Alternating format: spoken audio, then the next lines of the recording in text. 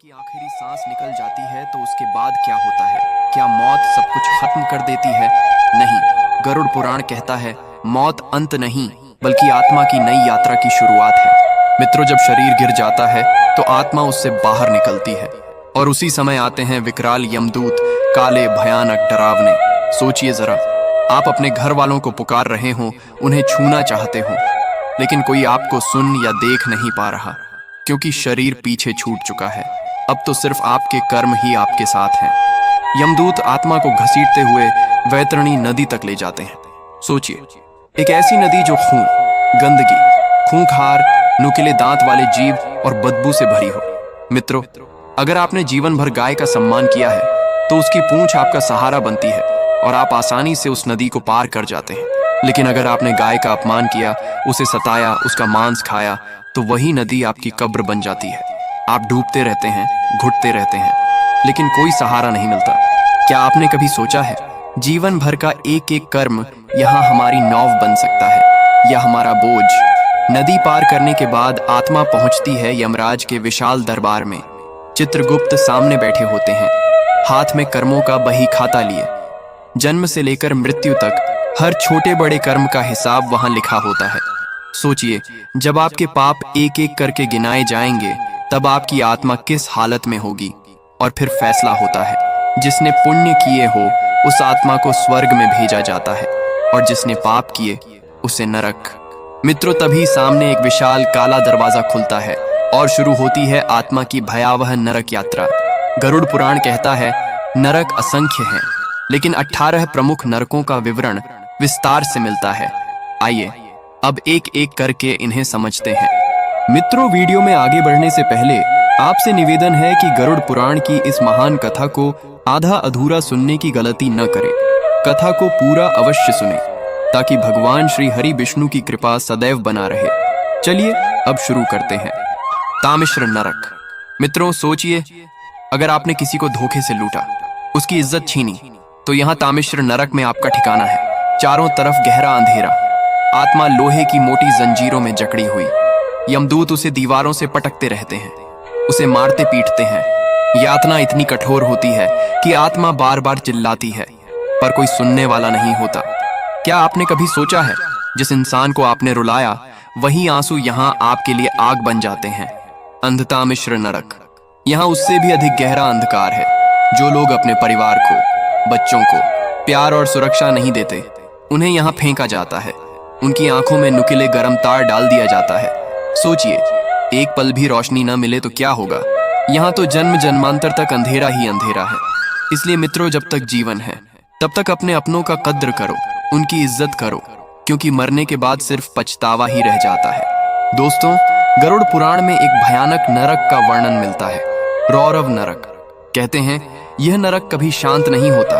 यहाँ हर पल डरावनी चीखें और दर्द से भरी आवाजें गूंजती रहती हैं।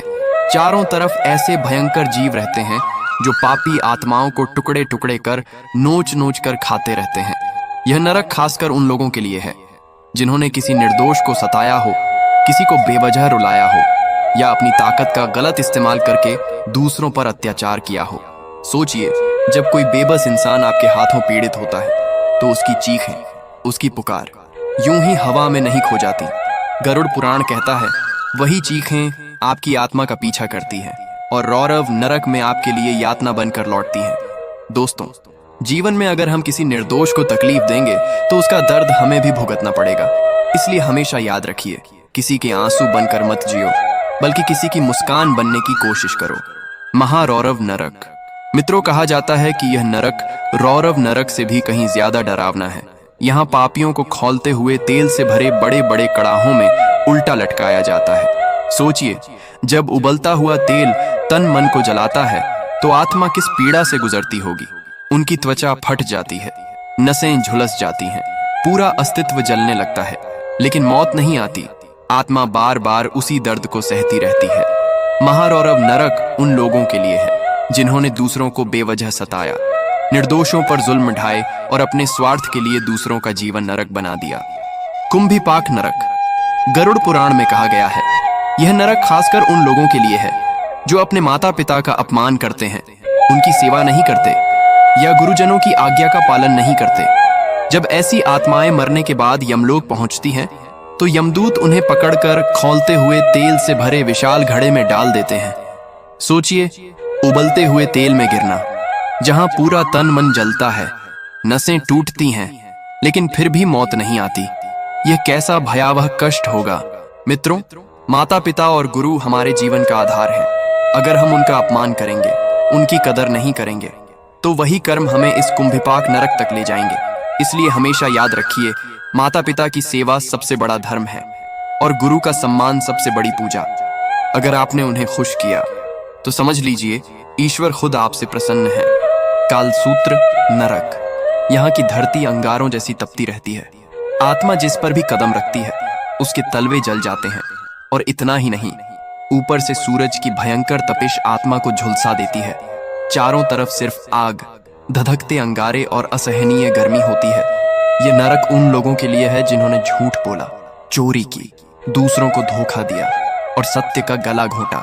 सोचिए, जब इंसान झूठी गवाही देकर किसी निर्दोष की जिंदगी बिगाड़ देता है तो उसकी आत्मा कितनी बड़ी सजा की हकदार बनती है। दोस्तों, इसीलिए हमारे शास्त्र कहते हैं, चाहे परिस्थिति कितनी भी कठिन क्यों ना हो, सत्य का साथ कभी मत छोड़ो। झूठ बोलकर भले एक पल का फायदा मिल जाए, लेकिन उसका परिणाम आत्मा को कालसूत्र नरक में सहना पड़ सकता है। असिपत्र वन नरक। कहा जाता है कि यह नरक एक जंगल जैसा है, लेकिन यहाँ के पेड़ों पर पत्तों की जगह धारदार तलवारें होती हैं। चारों तरफ सिर्फ तेज धार वाली तलवारों से भरा भयावह जंगल फैला रहता है। मित्रों, यह नरक उन लोगों के लिए है जो धर्म के नाम पर पाखंड करते हैं, नकली साधु संत बनकर लोगों को धोखा देते हैं और भोली भाली जनता का विश्वास तोड़ते हैं। ऐसे पाखंडी जब इस नरक में पहुंचते हैं तो हर कदम पर उनके शरीर की चीर फाड़ होती रहती है। जहां भी जाते हैं तलवार जैसी तेज धार उन्हें काटती रहती है। आत्मा बार बार घायल होती है, लहूलुहान होती है, लेकिन मौत नहीं आती। दर्द का यह सिलसिला लगातार चलता रहता है। शूकरमुख नरक। दोस्तों, यह नरक खासकर उन लोगों के लिए है जिन्होंने जनता का हक मारा, भ्रष्ट नेता बने, रिश्वतखोरी की और जनता का धन लूटकर अपने सुख सुविधाओं पर खर्च किया। कहा जाता है कि यहाँ यमदूत सुअर जैसे मुख वाले भयंकर रूप में आते हैं। वे पापी आत्माओं को बार बार काटते हैं, नोचते हैं और चीर फाड़ करते हैं।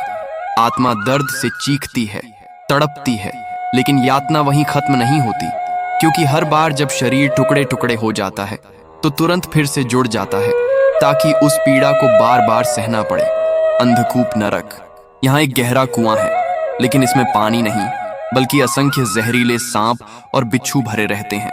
इस कुएं में जिस आत्मा को गिरा दिया जाता है उसे हर पल इन जहरीले जीवों के डसने और काटने की यातना झेलनी पड़ती है।